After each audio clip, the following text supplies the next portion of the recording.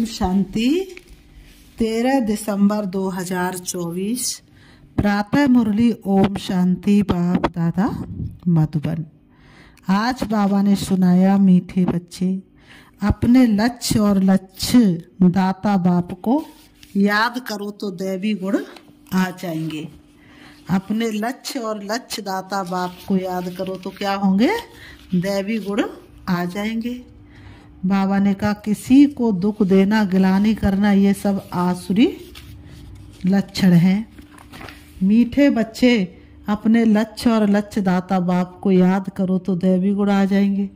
किसी को दुख देना, गिलानी करना, ये सब आसुरी लक्षण हैं। आज की मुरली से बाबा ने प्रश्न किया, बाप का तुम बच्चों से बहुत ऊंचा प्यार है, उसकी निशानी क्या है?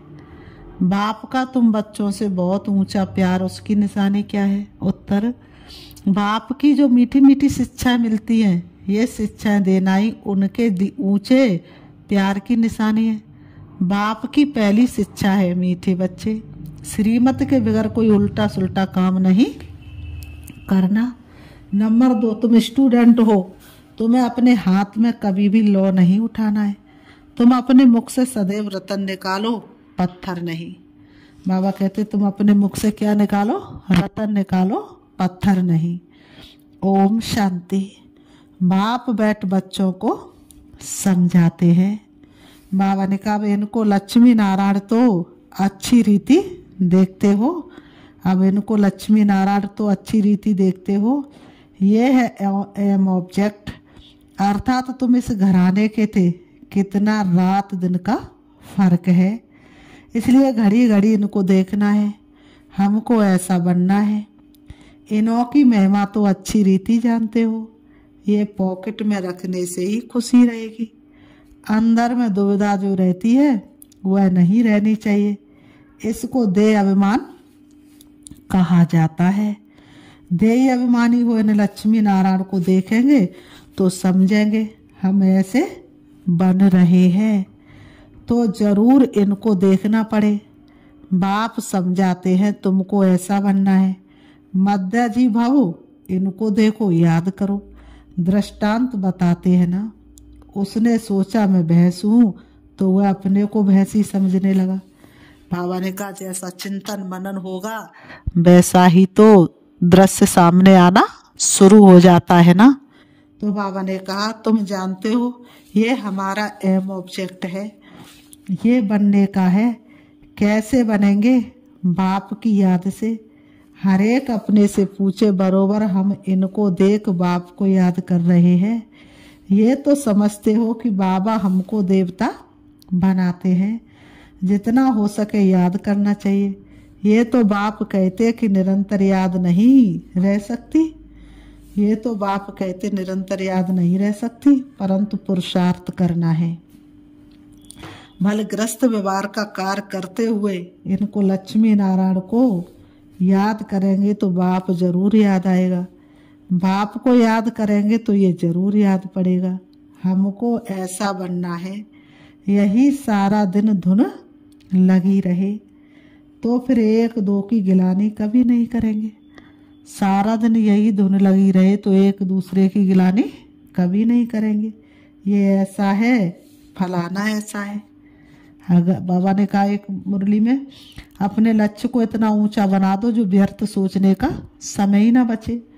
जो इन बातों में लग जाते हैं वह ऊंच पद पा नहीं सकेंगे, ऐसे ही रह जाते हैं। कितना सहज करके समझाया जाता है। इनको याद करो, बाप को याद करो तो तुम ये बन ही जाएंगे। यहाँ तो तुम सामने बैठे हो, सभी के घर में ये लक्ष्मी नारायण का चित्र जरूर होना चाहिए। कितना एक्यूरेट चित्र है। इनको याद करेंगे तो बाबा याद आएगा। सारा दिन और बातों के बदले यही सुनाते रहो, फलाना ऐसा है, ये है। किसकी निंदा करना, इसको दुविधा कहा जाता है। बाबा कहते किसी की निंदा करना अर्थात खुद दुविधा में रहना। तुम्हें अपनी दैवी बुद्धि बनाना है।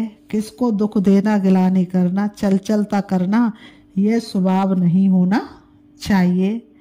इसमें तो आधा कल्प रहे हो। अभी तुम बच्चों को कितनी मीठी शिक्षा मिलती है। इनसे ऊंच प्यार दूसरा कोई होता नहीं। कोई भी उल्टा सुल्टा काम श्रीमत बगैर नहीं करना चाहिए। बाप ध्यान के लिए भी डायरेक्शन देते हैं, सिर्फ भोग लगा कर आओ। बाबा ये तो कहते नहीं कि बैकुंठ में जाओ, रास विलास आदि करो। दूसरी जगह गए तो समझो माया की प्रवेशता हुई। माया का नंबर 1 कर्तव्य है पतित बनाना। बेकायदे चलन से नुकसान बहुत होता है। बाबा कहते हैं बेकायदे चलन से नुकसान बहुत होता है। हो सकता है फिर कड़ी सजाएं भी खानी पड़े। अगर अपने को संभालेंगे नहीं तो बाप के साथ साथ धर्मराज भी है, उनके पास बेहद का हिसाब किताब रहता है। रावण की जेल में, बाबा कहते हैं कि रावण की जेल में कितना वर्ष सजाएं खाई है ना। रावण की जेल में कितना वर्ष सजा, द्वापर युग से ही तो शुरू हो गई ना। इस दुनिया में कितना अपार दुख है। अभी बाप कहते हैं और सब बातें भूल एक बाप को याद करो और सभी दुविधा अंदर से निकाल दो। बेकार में कौन ले जाते हैं माया के भूत। तुम्हारा एम ऑब्जेक्ट है ये राजयोग है ना। बाप को याद करने से ये वर्षा मिलेगा। बाबा कहते हैं तो इस धंधे में लग जाना चाहिए। खिचड़ा सारा अंदर से निकाल देना चाहिए। माया की पराकाष्ठा भी बहुत कड़ी है, परंतु उनको उड़ाते रहना है। जितना हो सके याद की यात्रा में रहना है। अभी तो निरंतर याद हो न सके, आखिरी निरंतर तक भी आएंगे तभी ऊंच पद पाएंगे। अगर अंदर दुविधा खराब ख्यालात होंगे तो ऊंच पद मिल नहीं सकता। बाबा कहते माया के बस होकर ही हार खाते हैं। बाप समझाते बच्चे गंदे काम से हार मत खाओ। बाबा कहते मीठे बच्चे गंदे काम से हार मत खाओ। निंदा आदि करते तो तुम्हारी बहुत बुरी गति हो गई है। अभी सदगति होती है तो बुरे कर्म मत करो। बाबा देखते माया ने गले तक ग्रास हप कर लिया है, पता भी नहीं पड़ता है। खुद समझते हम बहुत अच्छा चल रहे हैं, परंतु नहीं। बाप समझाते मनसा वाचा कर्मणा, मुख से रतन ही निकलने चाहिए। गंदी बातें करना पत्थर है। बाबा कह रहे गंदी बातें करना पत्थर है। अभी तुम पत्थर से पारस बनते हो तो मुख से कभी पत्थर नहीं निकलने चाहिए। बाबा को तो समझाना पड़ता है, बाप का हक है बच्चों को समझाना। ऐसे तो नहीं भाई भाई को सावधानी देंगे। टीचर का काम है शिक्षा देना, वह कुछ भी कह सकते हैं। स्टूडेंट को हाथ में लॉ नहीं उठाना है। तुम स्टूडेंट हो ना, बाप समझा सकते हैं। बाकी बच्चों को तो बाप का डायरेक्शन है। एक बाप को याद करो, तुम्हारी तकदीर अभी खुली है। श्रीमत पर न चलने से तुम्हारी तकदीर बिगड़ पड़ेगी, फिर बहुत पछताना पड़ेगा। बाप की श्रीमत पर न चलने से एक तो सजाएं खानी पड़े, दूसरा पद भी भ्रष्ट। जन्म जन्मांतर कल्प कल्पांतर की बाजी है। बाबा ने कहा एक जन्म की बाजी नहीं है, जन्म जन्मांतर कल्प कल्पांतर की बाजी है। बाप आकर पढ़ाते तो बुद्धि में रहना चाहिए। बाबा हमारा टीचर है, जिनसे ये नई नॉलेज मिलती है कि अपने को आत्मा समझो। आत्मा और परमात्मा का मेला कहा जाता है ना। 5000 वर्ष बाद मिलेंगे। इसमें जितना वर्षा लेना चाहते हो ले सकते हो, नहीं तो बहुत बहुत पछताएंगे, रोएंगे। तब साक्षात्कार हो जाएगा। स्कूल में बच्चे ट्रांसफर होते हैं तो पिछाड़ी में बैठने वालों को सभी देखते हैं। यहाँ भी ट्रांसफर होते हैं।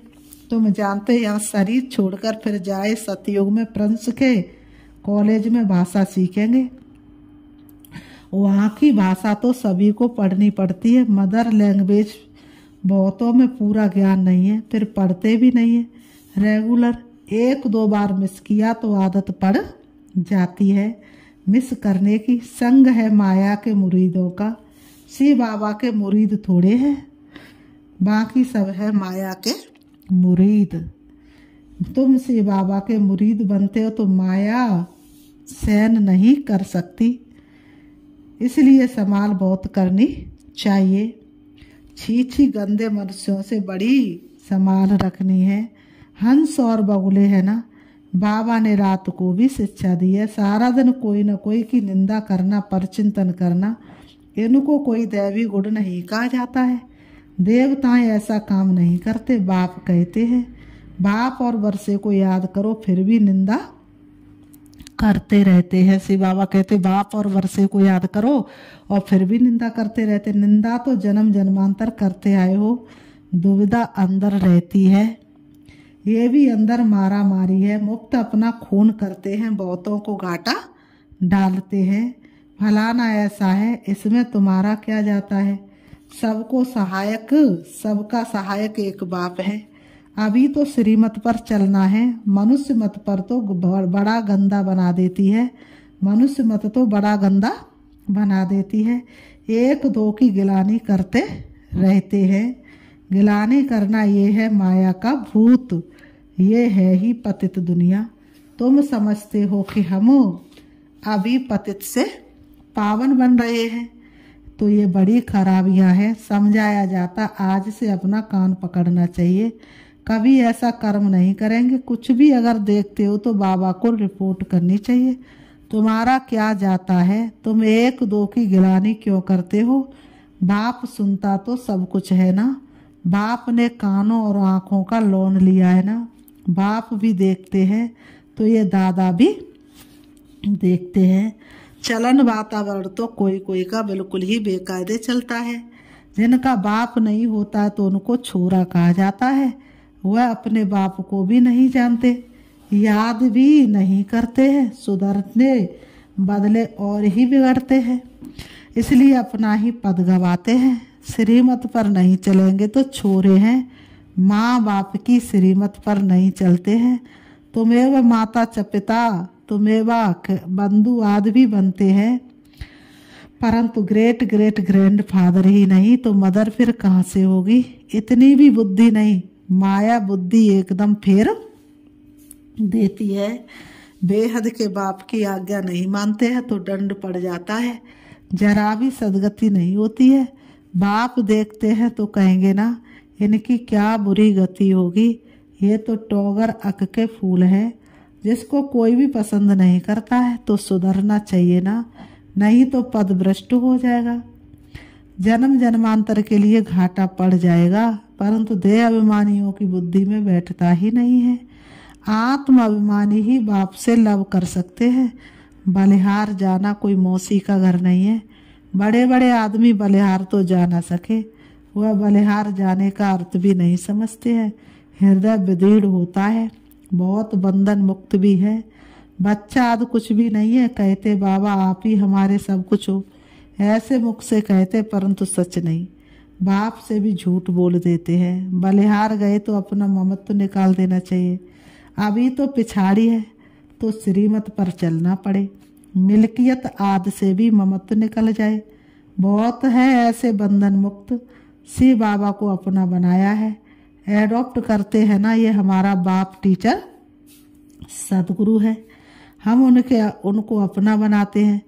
उनकी पूरी मिल्कियत लेने जो बच्चे बन गए हैं वह घराने में जरूर आते हैं, परंतु फिर उसमें पद कितने हैं, कितने दास दासियां हैं। एक दो पर हुक्म चलाते हैं। दासियों में भी बाबा ने कहा नंबरवार बनते हैं। रॉयल घराने में बाहर के दास दासियां तो नहीं आएंगे ना। बाबा ने कहा रॉयल घराने में बाहर के दास दासियां तो नहीं आएंगे। श्री कृष्ण को खिलाने वाले भी तो दास दासी होंगे ना, तो उनका कितना ऊंचा पद है। जो बाप के बने उनको बनना है। ऐसे ऐसे बच्चे जिनमें पाई का भी अकल नहीं है। एक मुरली में बाबा ने कहा कि ज्ञान की गा भी नहीं जानते हैं। बाबा ऐसे तो कहते नहीं कि मम्मा को याद करो व मेरे रथ को याद करो। बाप कहते मामे कम याद करो। दे के सब बंधन छोड़ अपने को आत्मा समझो। बाप समझाते हैं कि प्रीत रखनी है तो एक से रखो, तब बेड़ा पार होगा। बाप के डायरेक्शन पर चलो। मोहजीत राजा की कथा भी है ना। बाबा ने कहा मोहजीत राजा की कथा सबने सुनी है ना। पहले नंबर में है बच्चे। बच्चा तो मिल्कियत का मालिक बनेगा ना। बाबा कहते स्त्री तो हाफ पार्टनर है, बच्चा तो फुल मालिक बन जाता है। स्त्री तो हाफ पार्टनर होती है तो बुद्धि उस तरफ जाती है। बाबा को फुल मालिक बनाएंगे तो ये सब कुछ तुमको दे देंगे। लेन देन की बात ही नहीं, ये तो समझ की बात है। भले तुम सुनते हो फिर दूसरे दिन सब कुछ भूल जाता है। बुद्धि में रहेगा तो दूसरे को भी समझा सकेंगे। बाप को याद करने से तुम स्वर्ग के मालिक बनेंगे। ये तो बहुत सहज है। मुख चलाते रहो। बाबा ने कहा क्या करो? मुख चलाते रहो, एम ऑब्जेक्ट सबको बताते रहो। विशाल बुद्धि तो झट समझेंगे। अंत में ये चित्र आदि काम आएंगे। बाबा कहते इसमें सारा ज्ञान भरा हुआ है। लक्ष्मी नारायण और राधे कृष्ण का आपस में क्या संबंध है? बाबा ने कहा लक्ष्मी नारायण और राधे कृष्ण का आपस में क्या संबंध है ये कोई नहीं जानते। लक्ष्मी नारायण तो जरूर पहले प्रिंस होंगे। बेगर टू प्रिंस है ना, बेगर टू किंग नहीं कहा जाता है। प्रिंस के बाद ही किंग बनते, ये तो बहुत ही सहज है। परंतु माया कोई को पकड़ लेती है। किसकी निंदा कराना, किसी की निंदा करना, गिलानी करना, ये तो बहुतों की आदत है। और तो कोई काम है ही नहीं। बाप को कभी याद नहीं करेंगे, एक दो की गिलानी का धंधा ही करते हैं। यह है माया का पाठ। बाप का पाठ तो बिल्कुल ही सीधा है। पिछाड़ी में ये सन्यासी याद जागेंगे, कहेंगे कि ज्ञान तो इन बीके में है। कुमार कुमारियां तो पवित्र होते हैं, प्रजापिता ब्रह्मा के बच्चे हैं। हमारे में कोई खराब ख्याल भी नहीं आना चाहिए। बहुतों को अभी भी खराब ख्यालात आते हैं, फिर इसकी सजा भी बहुत कड़ी है। बाप समझाते तो बहुत है। अगर कुछ चाल तुम्हारी फिर खराब देखी तो यहाँ रह नहीं सकेंगे। थोड़ी सजा भी देनी होती है। तुम लायक नहीं हो, बाप को ठगते हो, तुम बाप को याद नहीं कर सकेंगे। अवस्था सारी गिर जाती है। अवस्था गिरना ही सजा है। श्रीमत पर न चलने से अपना पद भ्रष्ट कर देते हैं। बाप के डायरेक्शन पर न चलने से और ही भूत की प्रवेशता होती है।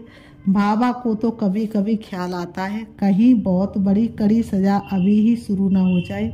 सजाएं भी बहुत गुप्त होती है ना, कड़ी कड़ी पीड़ा ना आए, बहुत गिरते हैं, सजा खाते हैं। बाप तो सब इशारे में समझाते रहते हैं, अपनी तकदीर को लकीर बहुत लगाते हैं।